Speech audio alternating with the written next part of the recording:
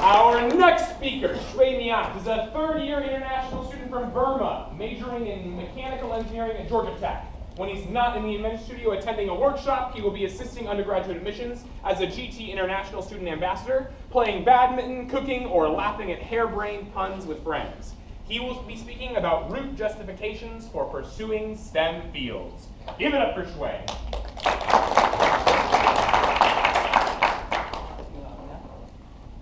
The first time I was asked about my future career was when I was 5 years old. That's right, kids, 5 years old. Oh.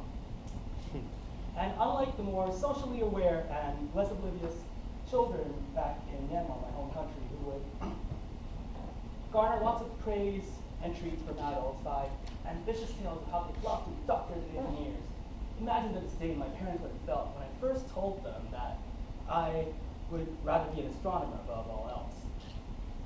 So I would have been the black sheep of my extended family, but then there was someone who wanted to be an artist, so it was all good. And it also helped that I was, in fact, turned out to be an only child, which meant that there was no immediate ambitious sibling who lived under the shadow of. But fast forward to fall 2012, freshman orientation at Georgia Tech, where my name tag read my declared major as mechanical engineering. What happened?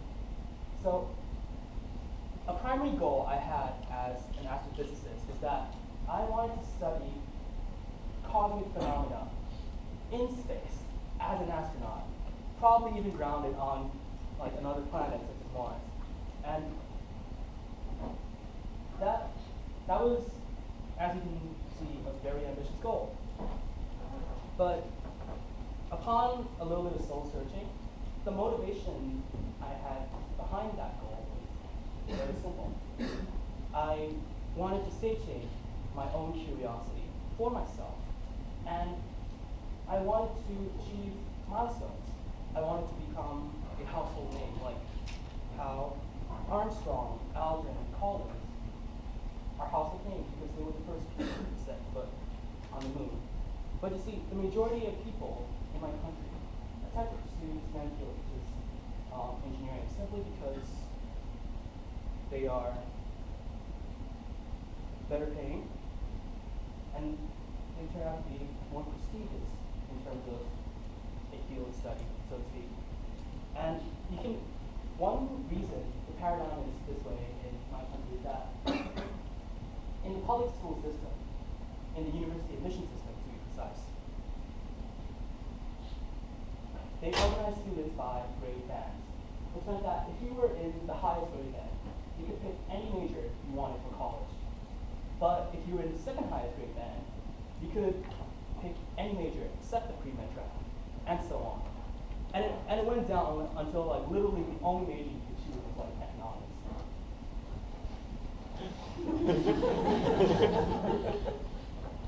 So hopefully by now you see the flaw of the system, that it doesn't distinguish people by passion or what they actually want to do. And what would happen was that people with high grades would go into STEM fields simply because they could. And the poor faculty of the econ department had to they end up dealing with the dunces and the med school rejects, and that was very unfortunate for them. So as you can see by now, my goals in life were literally out of this world, and I was literally aiming for the stars at this point. But back on solid ground, there were several cues I noticed that made the mission control in my brain go, Houston, we've had a problem. Indeed, several problems, enough to result in an early life crisis. You see, even though my parents understood where I was coming from and they were cool about it, they said, they wouldn't say no if I insisted on pursuing astrophysics in college. And they did present several really good reasons for me to pick engineering as my undergraduate major. It had a lot more flexibility and career options. It was generally higher paid, and I wouldn't be tied to where I would be doing research and begging for funds. And in a developing country like mine, it would also give me a whole gold mine of opportunities, because in these developing countries, everything from the infrastructure from the ground up can be vastly improved upon. And one of my goals in life just is the same as many of you. I also want to be rich. So you can see that engineering has a stark contrast to natural physics, as if I were to pursue that field and return to my country. Because the utter lack or laughable condition of facilities, research facilities at Burmese National University, the general lack of Burmese scholar interest in the field, and the fact that there is not going to be a space program in my country in the foreseeable future were all clear hindrances to my life and career goals. And another thing was that as long as I was a citizen of my own country, I would not be able to work at a space agency and establish one such as NASA or the ESA. And all that broke my heart. But because, I am socially inept and all that, instead of complaining and self-destructively spending too much time outside my house, I did a lot of introspection. In fact, right before college, fun fact is that I actually joined the monkhood. And so, if you see any photos of freshman Shwe just running around on the internet, you'll see I was actually bald at the time. So, but this is where, again, a lot of soul searching happened, and I figured that I would be okay with engineering as my undergraduate major, but not just for the pragmatic reasons that my super logical dad just outlined for me, and he was totally not biased at all because he too is an engineer.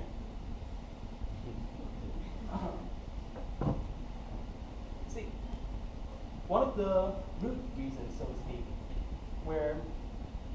why curious people pursue STEM fields is that we are very driven. I want to satiate my curiosity. I want to be able to tinker and experiment. And I want to be empowered by the fact that I will understand nature to a certain extent, and to a certain level be able to manipulate nature for our own ends. And engineering fulfills all these needs just as much as astrophysics does. And in a way, that is why I am okay with engineering. But it's not just that. At Georgia Tech, no one paid me to advertise this, but there are so many things that made me stay with engineering. There was the invention studio where I would be attending a workshop and I would love making new things for myself, and I actually had the opportunity to be a talks at Tech, not Tech Talks, to talk to people, amazing people such as Space Shuttle Captain Bob Curtin. And in spring 2013, they actually invited Bill Gates to come and talk, and I was there. It was awesome.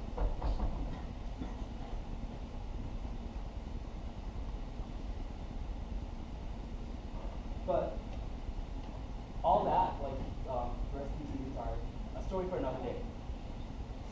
What I'm fundamentally trying to say is that a lot of people end up choosing STEM fields simply because it's more well-paid and it's more prestigious, so to speak.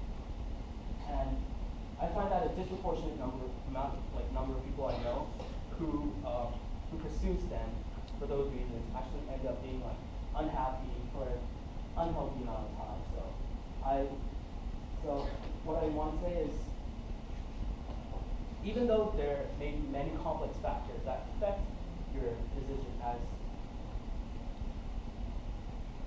for a major at Georgia Tech or any other college, fundamentally, it all comes down to who you are as a human being.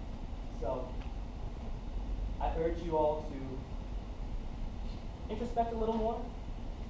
And with all that being said, I'm open to all questions. Let's talk science. Thank you for your time.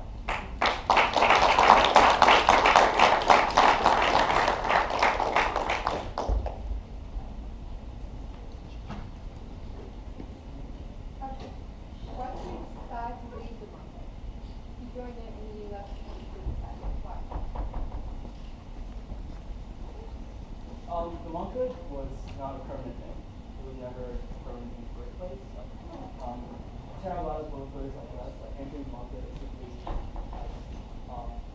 simply one of those who to be, officially recognized as a monkhood. And I chose that time right before college because it was good for me. It was a good time to think about myself, what I wanted to do with my life. So if I had to do it, I might as well do it anyway. Like that.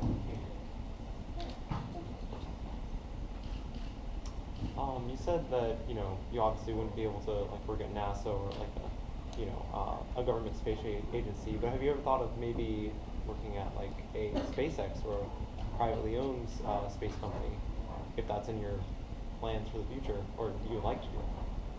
I would. It's just that I personally prefer to work with an established government agency who has which has a lot more experience in actually launching a lot of shuttle missions.